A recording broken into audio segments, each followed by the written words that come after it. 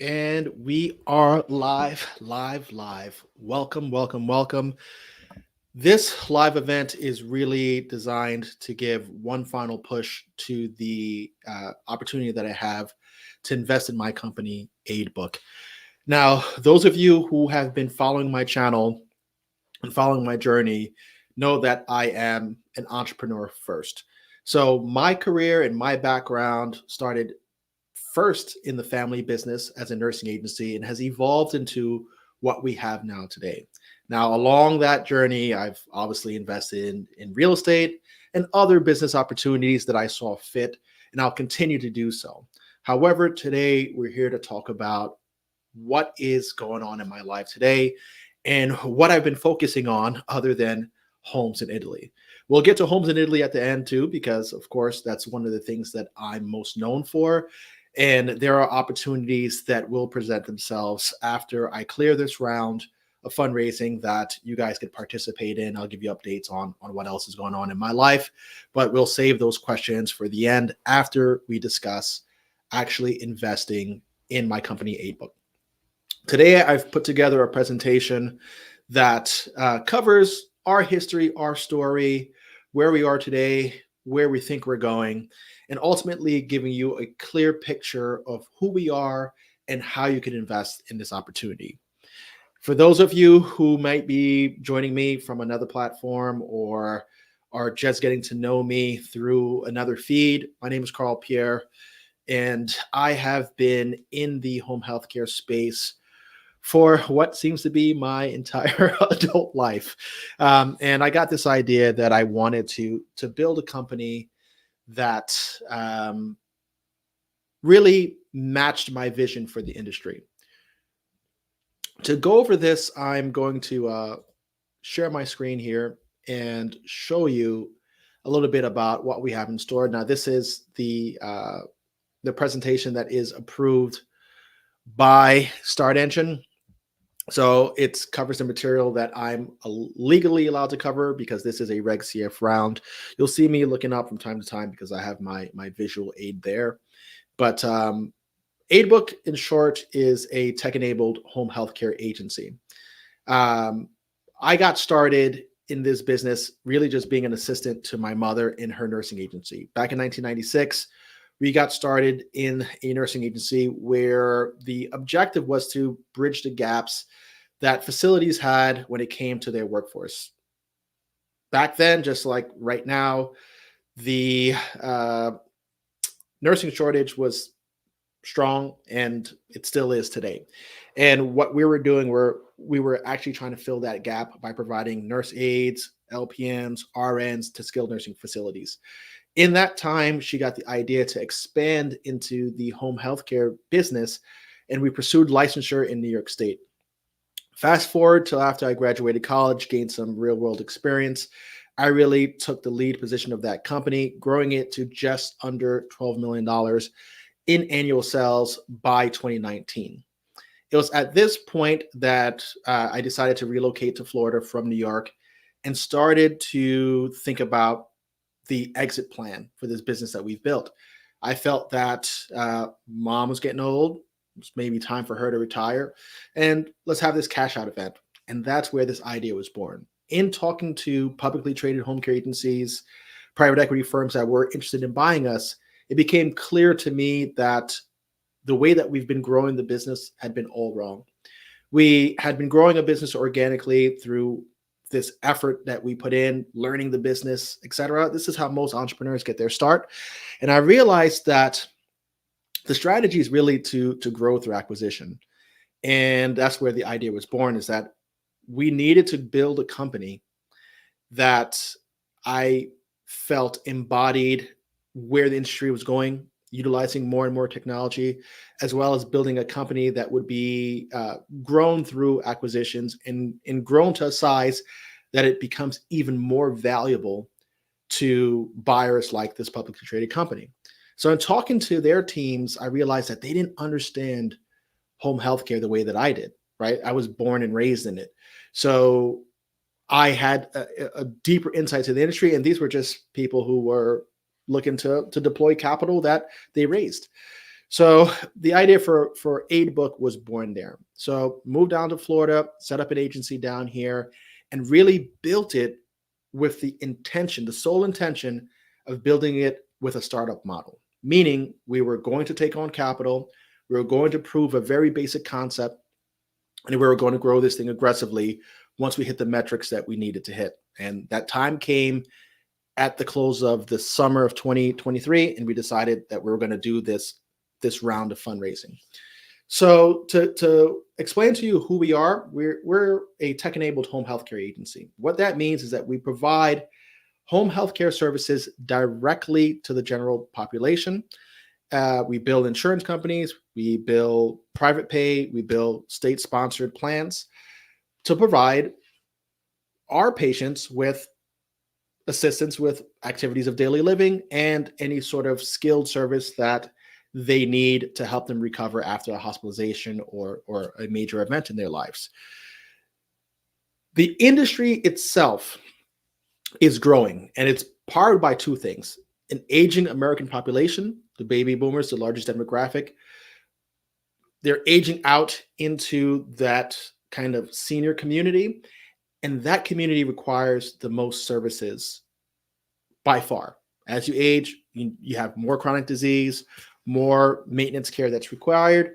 And as the demographic shifts into this older category, there are going to be more people who need services. And over the next 7 years through 2030, the expectation is that that audience and that spend in home healthcare is slated to increase by 50%. And these are projections given by CMS, which is the Center for Medicare. All this to me signals that by using technology to streamline the company and having an industry that's ballooning, that there's opportunity to grow with that industry and also take advantage of kind of improving and getting ahead of the curve by using technology. Our goal ultimately is to grow the service side of our business and also to continue to license out our software to other providers in the space. As I mentioned before, I've been in this business for a while. We ended up developing our own software built for ourselves, built from the perspective of an owner, built to allow us to run with greater efficiency. To put this into perspective, there's a few problems that I would like to identify. The aging American population. The industry itself is fragmented. There are over 12,000 home care agencies in the United States. Only 2% of it is owned by the bigger players. That means that 98% of the industry is operated by a lot of independent operators. And what that means is that there's tons of issues that are going to plague that industry because there isn't kind of a centralized system. There isn't operational efficiencies in place. It's just a bunch of operators doing things their way. With improved systems, of course, there's opportunity.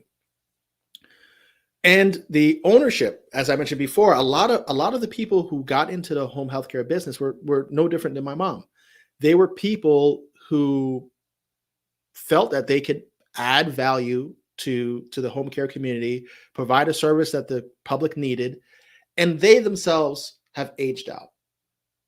So if you look at who the owners are, who the majority of the owners are, they are these same baby boomers who are aging out, and they have a need to finally either close their business or sell, right? All of these problems, I think, have created a perfect storm for us to take advantage of it. Our solution really is to continue to provide direct home care services, consolidate and merge these fragmented companies. And the benefit of that is we're able to perform with greater efficiency. And we're going to do so by just using my experience as well as our software to allow us to run a little more lean, a little more efficient, so that we are able to squeak out more and more of a profit by combining these fragmented companies. And we also are there to help owners of these home care agencies gracefully move on to retirement, have that major cash out event. Most people don't realize this, but most entrepreneurs make their biggest payday upon the exit of their business, right? Because they're getting a multiple on their net profits. They finally see that windfall, and they could kind of sail off, come on down to Florida, build that house on the water, and live out the rest of their years in comfort. So we're looking to work with these owners to help them get to that point by selling their companies to us or partnering with us so that they're able to have the strongest exit possible. So just to go over what we actually offer and what our products and services are, the first thing that I want to talk to you about is our practice management solution, On Time. Now, this solution was born out of necessity. In the early 2000s, we were running our operation with paper timesheets in nursing facilities, timesheets that were being shared with our workers who were going to patients' homes and having them physically signed, bringing them back to the office, manually calculating all the hours, running payroll, doing manual claims. It was a freaking nightmare to just deal with all that paper. Imagine a few hundred employees descending on you every week to drop off a timesheet, and then people transcribing what's on the timesheet into Excel sheets, into ADP, which is what we were using at the time to run payroll. Tons of mistakes, tons of people missing the cutoff date times and dates. It was a nightmare. And I was talking to one of the principals at ERA, an accelerator in New York, and we were kind of going over another startup that I was working on. And he was like, you work in healthcare, and that's been your life. Why don't you solve a problem that you're dealing with in your company right now? And I guarantee you that's going to be a problem that other people have. And I was like, you know what? Let me build a technical solution for this timesheet problem, because it was a nightmare. And we built just a basic GPS app that allowed us to track our employees' time in, time out, and what patient they serviced. And that changed everything for my family business. It allowed us to run more lean, improve the accuracy of our records, and it got me going in the direction that I'm going in now, which was building out a complete practice management solution.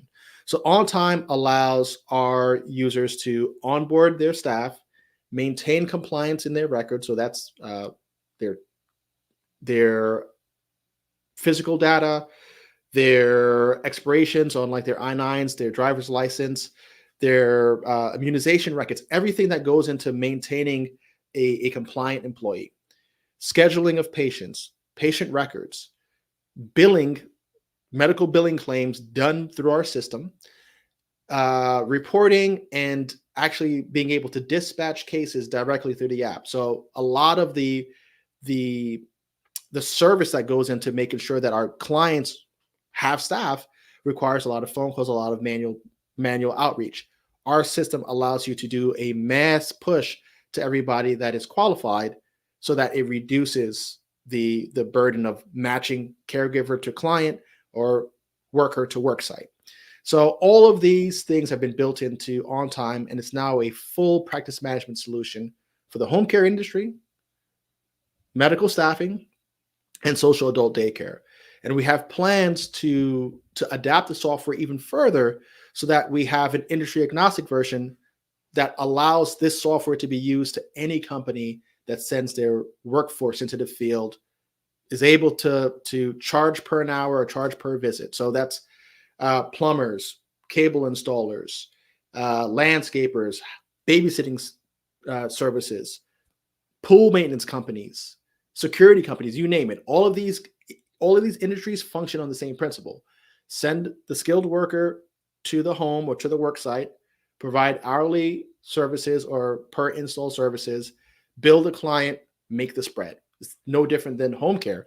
So our software allows not only our company to run more efficiently, but allows us to have this income stream from licensing the software to others so that they can run their businesses more efficiently too. The other side of the business is direct home care services. So to simplify this, just think about the chronically ill, pediatric cases that need 24-hour services, elderly people who need assistance with just living. We provide those services so that people can live out their years in the community rather than in specialized facilities. It allows them to maintain their dignity, and it also helps to reduce the overall cost to the healthcare system. It's obviously more expensive to have somebody in a facility full time than it is to have a caregiver in the home assisting them and ensuring that they aren't advancing in their disease process. So those are our two core services and product offerings and what we're building this company around. Our business model is quite simple. In home healthcare, it's to provide services to clients that have Medicaid, that have Medicare, skilled services, non-skilled services, really to help meet the community need. On the software side, it's to license out our software to all of the industries that I just described. We charge a monthly fee that is for the base software, and then we charge an add-on fee for every client that, or every active patient and active employee working on the system. So a company that has 100 employees gets charged their rate, and a company that has 10 employees gets charged the introductory rate. So that ranges from a minimum of $99 to $10 per an active per month. So these companies are building and running and operating their businesses on our infrastructure, and we're able to monetize that for the duration that their business is in business. If you ever look at a lot of the VC firms, they specifically are more interested in business to business services than they are business to consumer. Why? Businesses that are dependent on other businesses will continue that dependency for the duration of their company's existence because it's necessary for them to make money. So if you're using a tool that allows you to make money, you're not going to stop using that tool. If you're using a tool that helps your business run, manage itself, or even attract new clients and customers, you're not going to cut that because it's part of your operation. Just like you wouldn't cut your internet, you wouldn't cut your electricity. Software as a service in the business to business world is very sticky. And that's one of our drivers of revenue. And lastly, we plan on growing our business through acquisition. As I mentioned, we have this fragmented space, a lot of inexperienced operators that are ready to retire, looking for that payday. We're going to bring those together, layer our technology on top of it, streamline those companies so that they're more profitable and allow us to push the value of our business simply through that consolidation. Just to give you a little insight as to where the market is going, CMS releases records based on reports. So from 2019 to 2022, the market has gone from $109 billion in spend to $120 billion. And like I said, we're on course to exceed $200 billion by 2030. This just shows you that there's more demand coming to market. And to meet that demand, they're going to need to be more providers. So our sweet spot is to work with startup home care agencies because those that are getting started now need a software platform to operate on and need guidance, right? So we're able to provide them with the guidance. As you can see on my channel, a lot of our followers come from learning the business right here on my channel. So we're able to provide the guidance that helps them to grow. We're able to provide the software. And as they grow, with the market growing, so does our monthly billables. So this is just to give you a snapshot as to what's happening in the industry and why we're positioned for what I believe to be one of the best growth cycles in this industry. So just to give you a little overview as to how we've been doing, when we started this company, actually we started February of 2020, but that was getting licensing and getting ourselves settled. We didn't really start providing services until 2021. In 2021, we did $460,000 on this particular venture. That revenue nearly doubled in 2022. And at the time of drafting this document, it was the third quarter of 2023. So this is the approved documentation. At that time, we were on pace to do $900,000. and looking to do 1.2 for the year. And we just about hit that goal at just under $1.2 million in total revenue. So what you're seeing is that we're achieving year-over-year growth using this thesis, and we're going to supercharge that once this round closes by looking to take on new deals. And more on that once the round closes, because I'm not at liberty to talk about those details at this time, but we have some really exciting announcements to make, and it's in line with what we've been discussing here today. At the time of drafting this document, we had 40 clients. We're now at 60 clients. So we're seeing progressive growth in our strategy. And that's with no marketing team. That's just me on the platform and my consulting company that is really the driving force of enrolling new users. So once we have a marketing team that's able to attend conventions, able to go from facility to facility, meet with the owners, do more demos in person, this number is going to grow, at least I believe, quite aggressively over the course of this year. So let's talk a little bit about how you can invest and you can partner up with me in this venture. So right now, we're down to the last day that you can invest in Aidbook. StartEngine is a registered broker-dealer, which means that they're allowed to participate in the exchange of shares for capital and charge a fee for that. What they've done is they've built the largest Reg CF broker-dealer in the country. I think actually in the world. So they have a really rich history behind helping companies like ours go to the public, raise money from our friends and family, raise money from other businesses so that we can reinvest and grow our company. Usually this was reserved for the wealthy. There's a term called accredited investors, and only accredited investors were allowed to participate in fundraising rounds like this.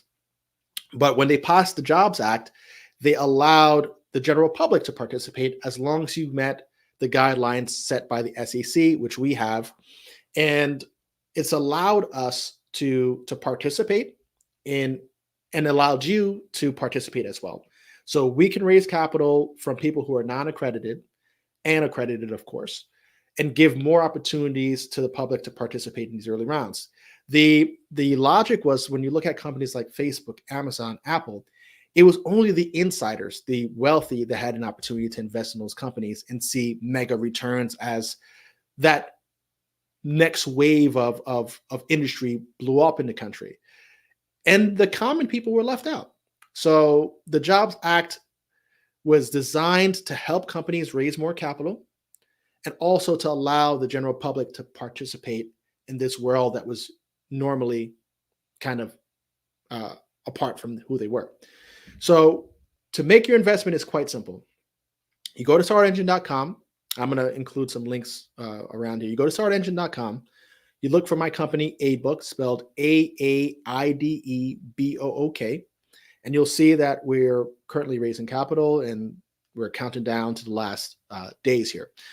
You decide your investment level and you're able to earn bonus shares. Now, those bonus shares are going to be specific to whether you were on our friends and family list as an early interest, whether you're part of their owner's bonus, which gets you an additional 10%, and also if you've met certain volume thresholds, meaning how much have you invested. Some of those can be added together, and you could reach up to, at least in the beginning of this offering, if you were an early bird, you would have been able to earn up to 40%. At this point, I think the threshold's around 30% that you can earn if you combine all of the opportunities that are there for you. A cool thing about StartEngine is that they also have built out their platform to make it easier for us to manage this relationship. So all the documentation, the shareholders or the subscription agreements that are signed happens on the platform. The payment happens on the platform. Updates happens on the platform. And we're also responsible to provide them with updates every quarter to at least communicate with you guys what's going on. I plan on doing more communication than that, just because this round to me was all about getting the people who know me involved. And I would want to build a network of shareholders who are also brand ambassadors, who are also out there spreading the word about who Aidbook is, how we could help the community, how we could service them through software or direct patient care. And that will help to kind of drive even more business. So that's the logic there. I think having quarterly outreach is too low. As you know, guys know, I put out content all the time. So it's important for me to message and push out as much as I can. But the platform itself allows for easy management for both of us.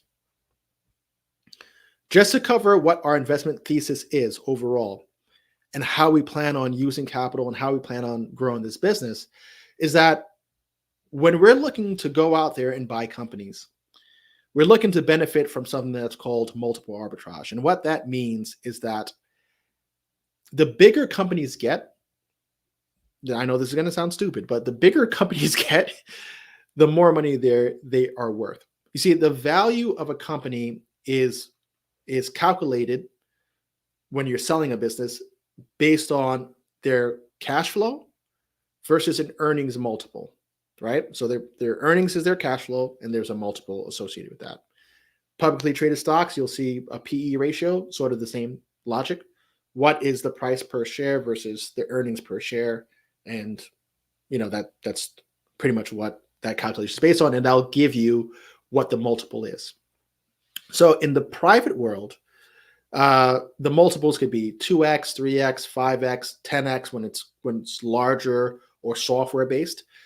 And in the public sector, it's 10x plus, right? Because a publicly traded home care agency would be trading around 25x to 30x, really healthy multiples.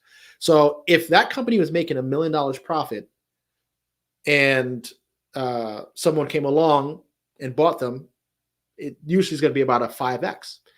But as that company gets bigger, let's just say it went from $1 million to 10 million net, that multiple might be 6 times, 7 times. And when a company gets over 100 million in this particular space, their multiples are seen to be closer to 10 and 12. And this is information that you could search out on the internet.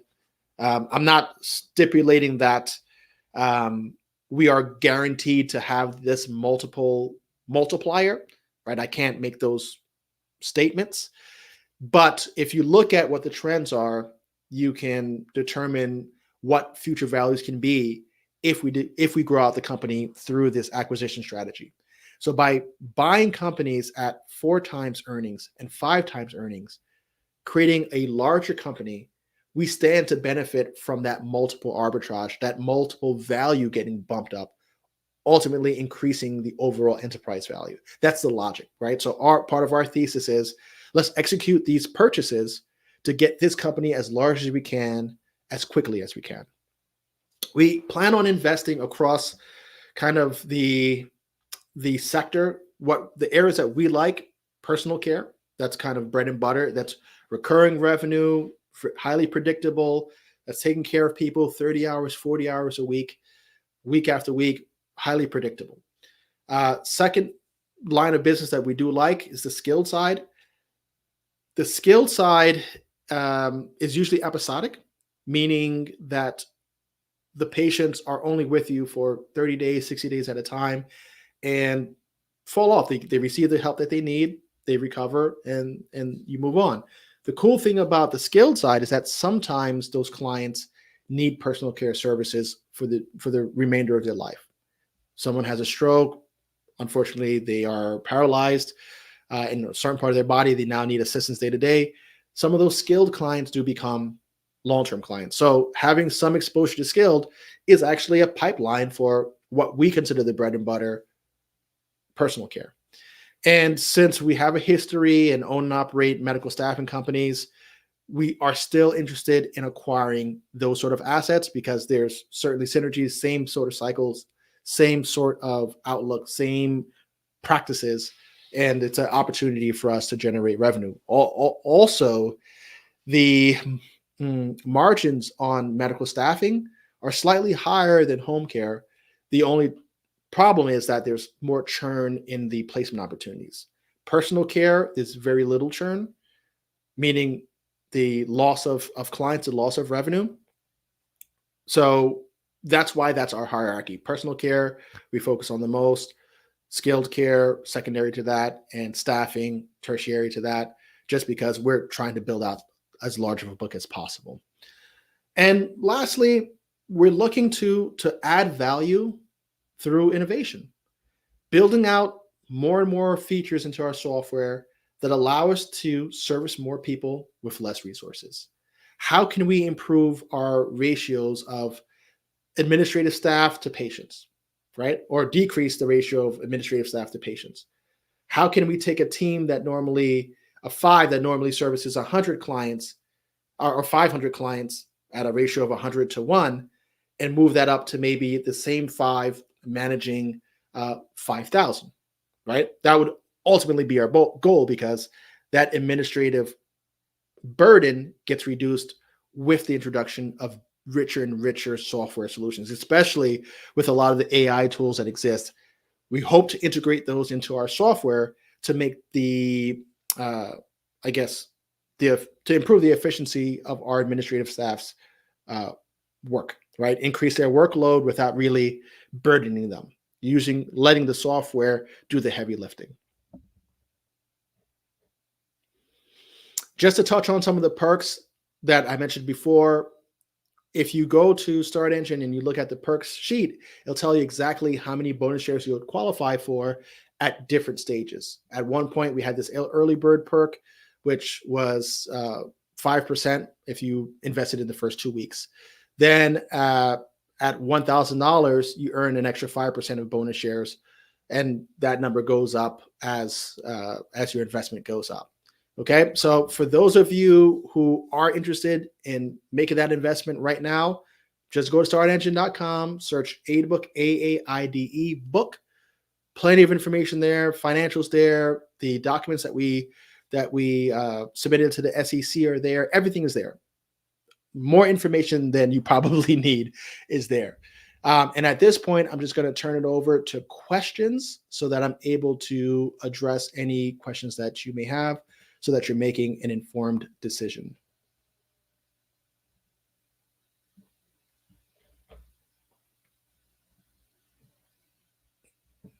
Switches back here. Does anybody have any questions? Let me put where you can put the link here. Can you guys hear me? I don't see any comments that say that you can't. So www.start.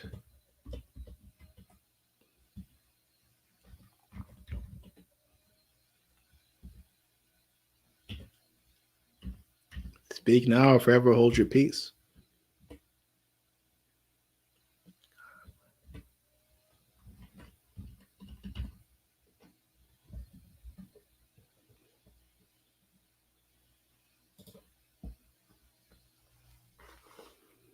Oh, I appreciate it. Thank you. Thank you. Thank you. I really want some questions because I tend to speak from my point of view. Awesome. Your support is appreciated. Minimum investment. I can't say that. All the information about price per share, it's called terms and non-terms communication. We can't communicate both in the same document or the same promo. So all of the terms, how much per share, how much we're raising, etc., is all on the Start Engine site. So to see that, please go there. I believe that the amounts are reasonable for the general population and gives you an opportunity to see how this world works.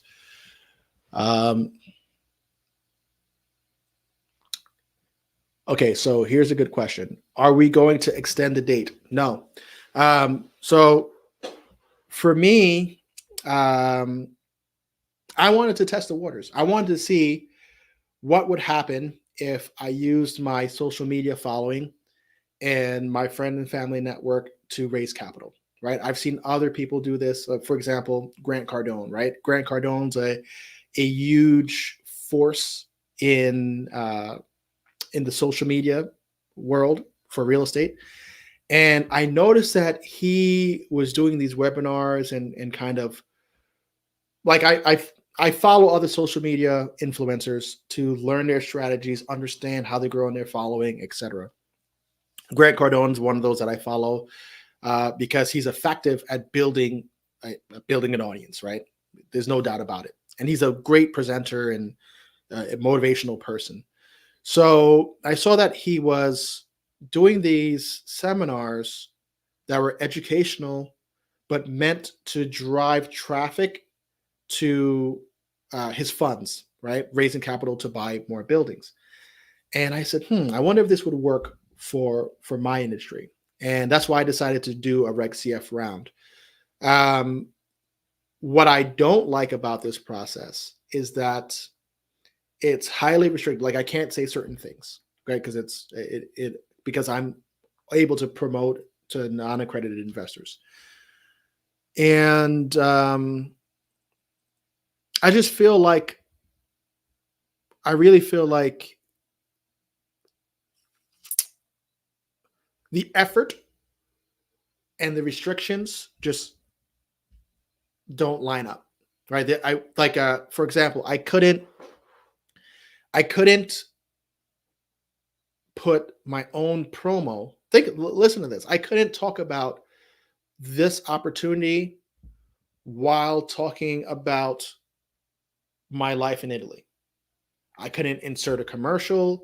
I couldn't even recommend it as a investment alternative to real estate. It's like so many restrictions, and I personally don't like being restricted in that way. And I feel like the amount of effort that we had to put in to get approved, reviewing of all communications, reviewing of our photos, it was too much, and I didn't want to continue under those restrictions. So to continue to extend these rounds would mean that I'd still need to operate under these restrictions. And like I said, I just don't like being a prisoner of anything. So no, we're not going to extend beyond this. And really, this is the last opportunity. And I don't think I'm going to do any kind of Reg CF offers again. I think from this point on, it will only be Reg D offerings, which are kind of that privacy. And that's why I thought this was a perfect opportunity to get the people that know me on a personal level and know me on a social level to participate, because these opportunities really don't come up too often, especially in this space. You don't really see a lot of healthcare service providers raising capital in this way. So I thought that people would be really excited and participate. And they have been, and a lot of investors have come forward, friends, family, fans of the channel. I just feel like there's too much restrictions. And as soon as this round closes, I have other capital obligations. Another thing I couldn't do is I couldn't promote real estate deals too. I have really good real estate opportunities, but I can't raise capital for two different projects at the same time. Another restriction. So it's just, long answer for a simple question, but we're not extending beyond the 15th.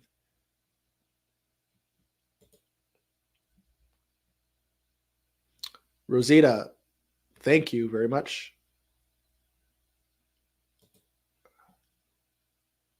Okay, so the software right now is for use in the United States and Canada. We secured our first Canadian clients at the end of last year, and that was our first international customer. So we got to see what some of the roadblocks are there. So it's usually like tax considerations and how the addresses and phone numbers are formatted, right? So is it a 10-digit phone number or is it a different count? Is it numbers and letters in their zip code? How many in their postal code? How many lines are there in their addresses? So right now we're focusing on, I guess, this year from a software perspective, what we plan on doing, so that we're able to service more people, is that the first thing that we're doing is adapting our software so that is industry agnostic, right? Meaning that we could license it out to more people in the United States and Canada that aren't home healthcare, medical staffing, or adult daycare centers. That really opens up who we can sell our software to. Once we see how that goes and how many new customers it gets us, we'll start looking at how do we adapt the software for the international crowd. I'll probably focus on markets with like the largest economies and the largest populations, right? So China's kind of out the question. They don't let us do anything there. But looking at India, Brazil, Nigeria, England, Australia, Japan, where there's large industry that can use the same tool. Probably not Japan because of language, but at least those are the sort of countries I'd be looking at first. A lot of Latin American countries, a lot of the countries within the African continent, Western Europe, Eastern Europe as well. Wherever there's going to be easy adaptation from a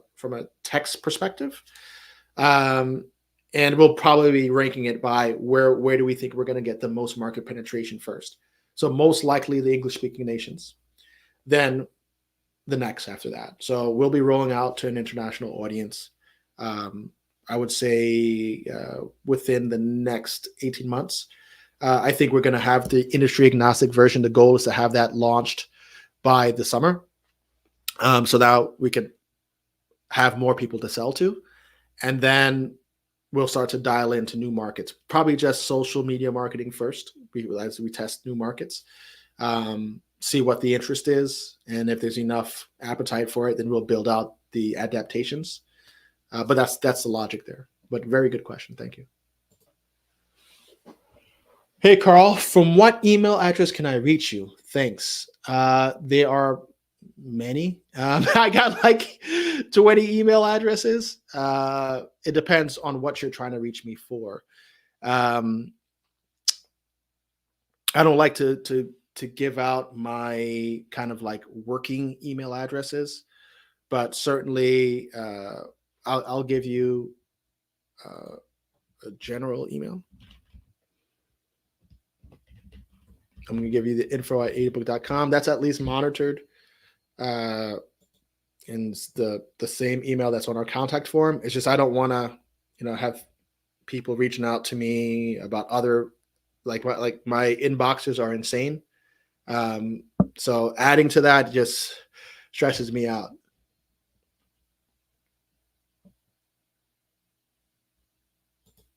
Yeah, Susie. I guess, go on over to ontimeits.com. That is the software side of this operation. You could request a demo so you could see how things are set up. And then once you've requested a demo, it'll prompt you to book a call. And we could talk through what your use case is and see if it's the right fit for you.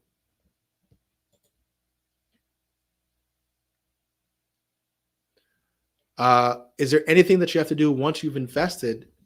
Tell all your friends to invest too. I think that would probably be the very best thing that you could do next. But once you've invested, like I said, our goal is to try to build a real community around what we're doing.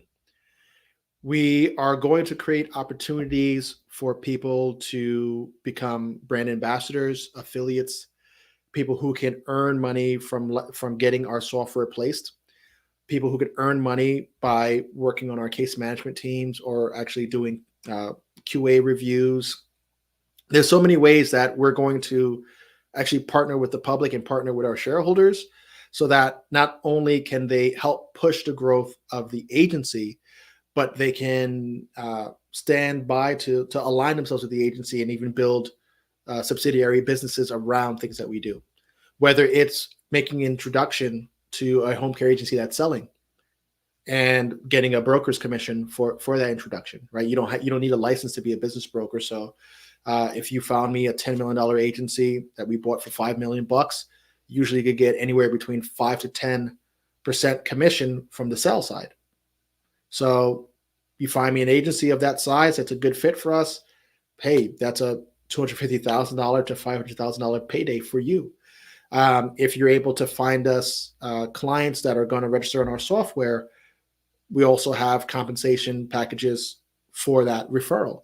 So there's a lot of ways that we'll be working with our shareholders so that they can know how they can help us grow the business, which ultimately helps them, their investment, but also how can they build businesses that fit our goals and will allow them to profit off of what we're doing. So there's a lot that we're working on to really build community here.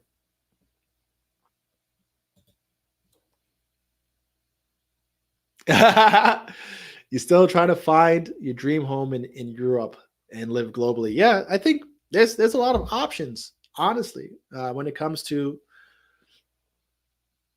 when it comes to when it comes to cheap homes in Europe. You have Spain, Portugal, especially in like the rural areas, you could find really inexpensive. And Portugal is a small state. So, I mean, a small state. Portugal's a small country, like a state size. So, even if you're in rural Portugal, it's not too far from, you know, larger cities. Uh, so there's plenty of places. Georgia, France has some pockets of cheap homes. Greece, all over the place. Like, I think you just need to go and see what makes the most sense for you. I know this is really random, but my girlfriend, fluent in Spanish and English, tried to approach you regarding a job application in your company. She has sent you an email about 2 weeks ago, but it seems that it's a bit hard to reach you on the email you share. Oh man, listen. Yes, it is difficult. We get inundated with emails, right? Because not only do people reach out genuinely, but so many bots reach out, right? They're trying to sell me porn. They're trying to sell me strategies to grow my social media. They're trying to sell me all kinds of Bitcoin scams. Like so. Even with our staff that's tasked with clearing the email boxes, it becomes too much, and there's better uses of their time. So I would just say stand by and wait, and somebody when it's a resume that makes sense, or somebody will reach back out.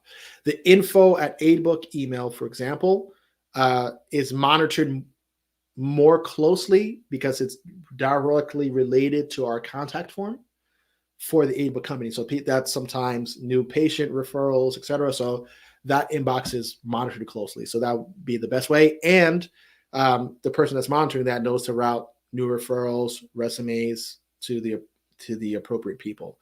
When it comes to my social media box, I'm telling you, it's an interesting place. And there's so many inquiries, especially when it comes to Italy. Those are my best videos, and since they're homes for a buck, it triggers immediate. I'm interested, and it gets overwhelming. So, that's the reality of it. That's why the response rate is pretty slow. Silky, I just found your channel and you make it seem realistic. I'm looking in Asia for a condo, but I definitely looking in Europe for an opportunity. Cool, man. I wish you all the best. Was in Scandinavia last year and was convinced immediately. Cool. And Italy seems pretty proper. Yeah. So once I close out this round, I'll be talking, way more about what opportunities in some of these countries. For me, you'll see one of my favorite countries in the world is Brazil, and those videos don't do as well on the channel. I feel like people just don't know how awesome of a country that place is, or they may have some stigmas that are somewhat correct, but typically incorrect. So I really would want to talk more about opportunities in Brazil, the project that I'm working on down there, which is coming out beautifully. I want to talk more about what I have cooking in Italy this summer. We have some really cool events going on in Italy.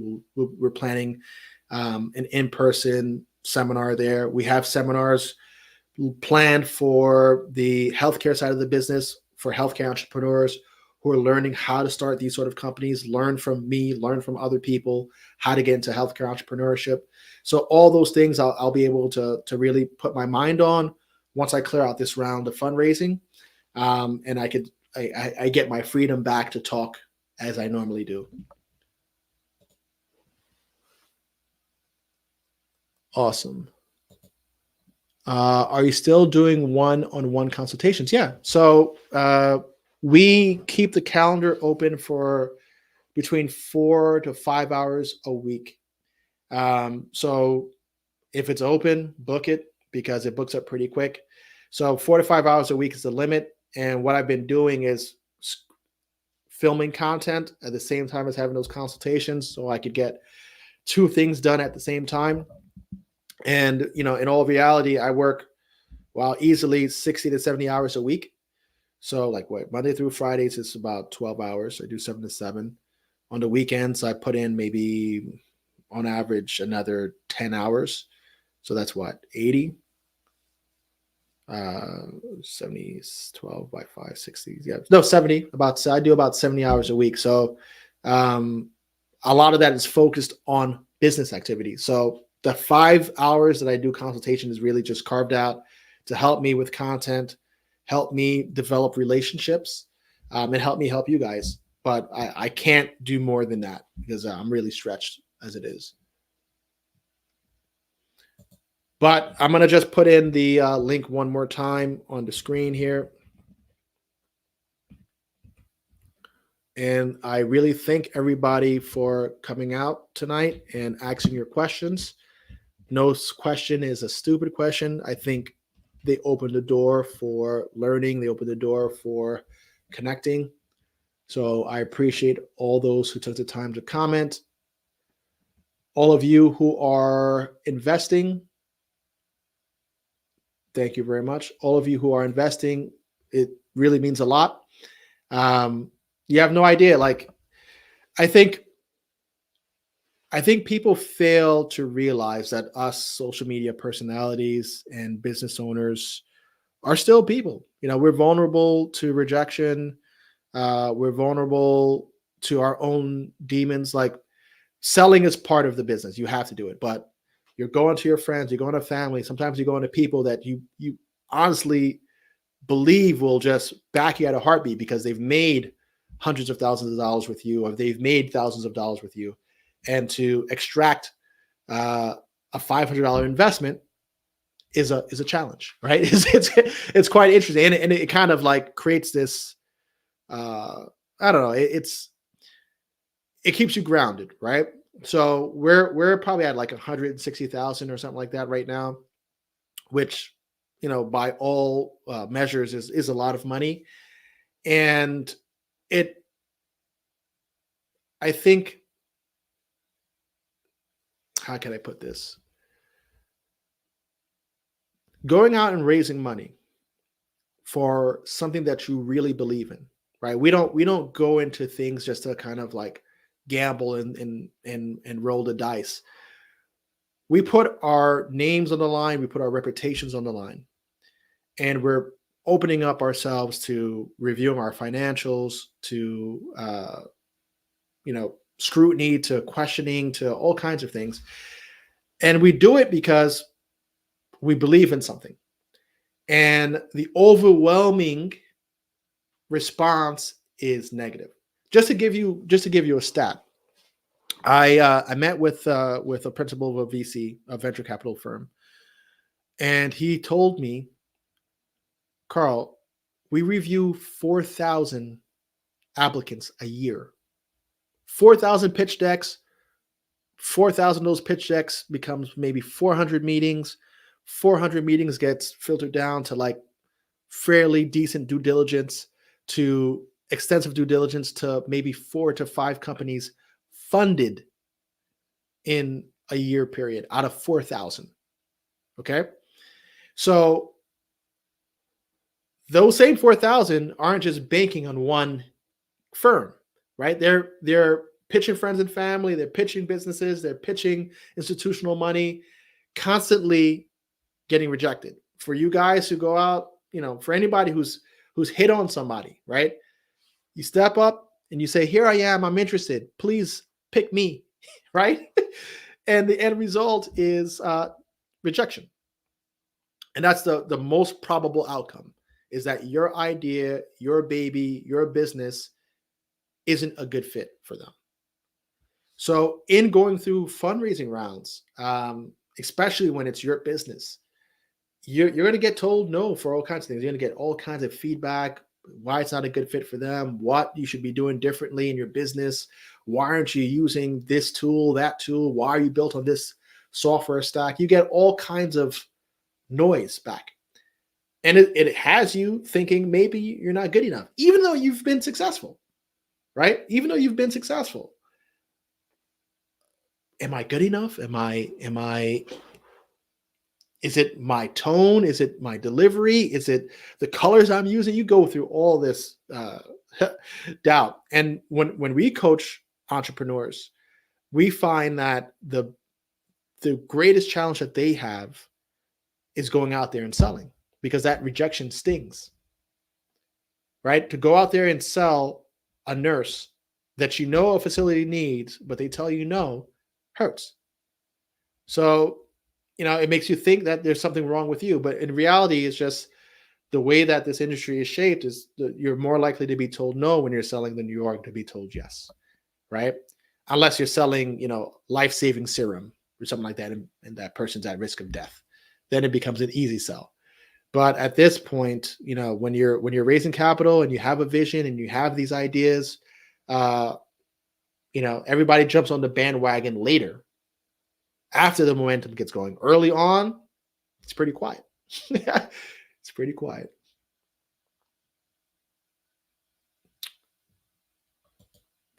On my way to invest. Awesome. Thank you very much. Is there no? Oh no, I'm sorry. I'm scrolling up to the same thing. Silky Carl Start Engine. Thank you for the inspiration, brother. Thank you. Raleigh, North Carolina.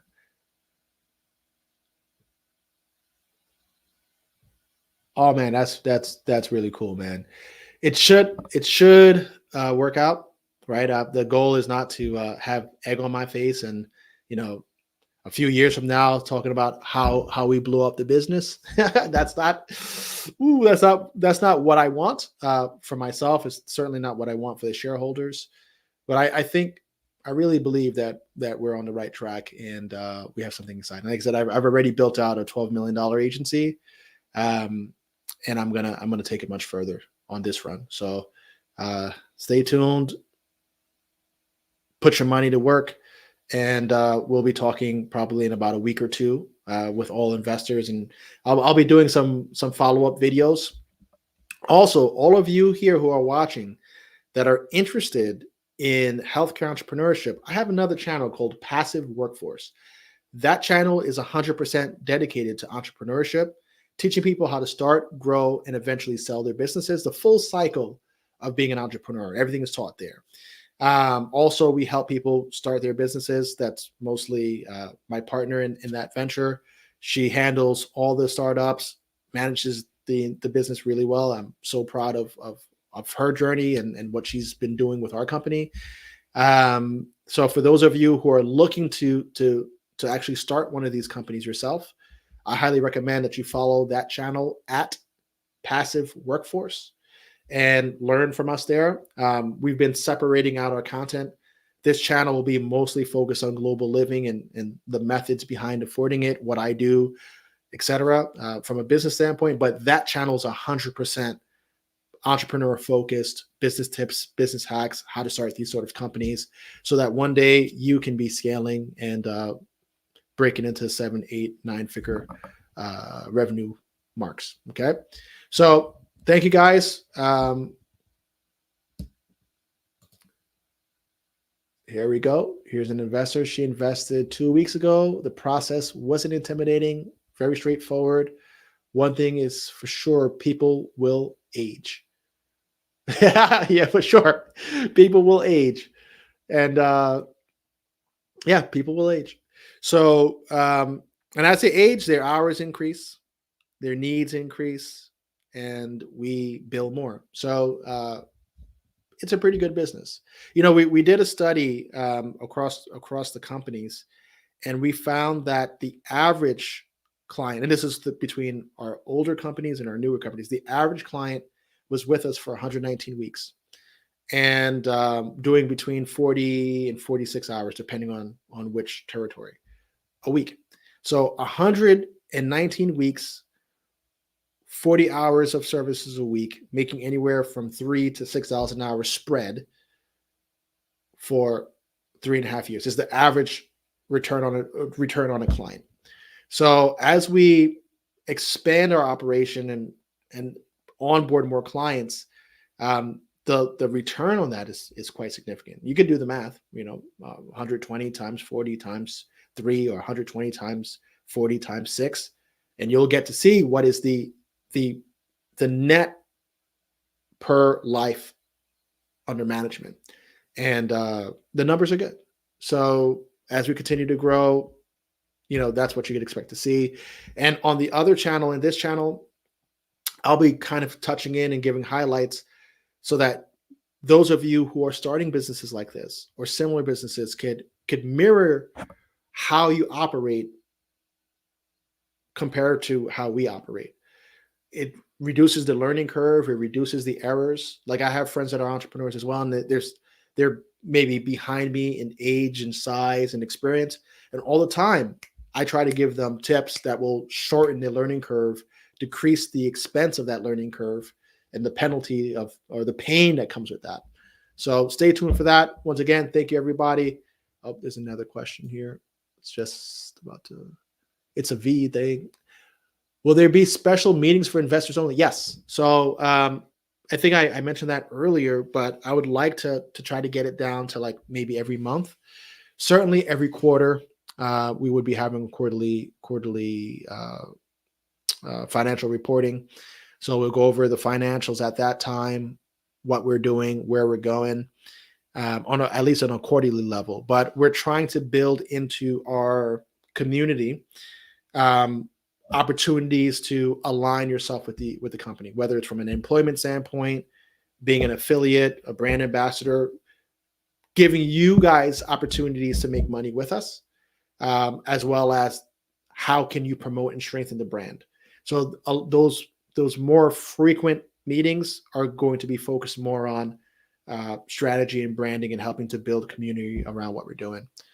So you could look out for that. But then at minimum, we're going to have quarterlies where we talk about the progress of the company.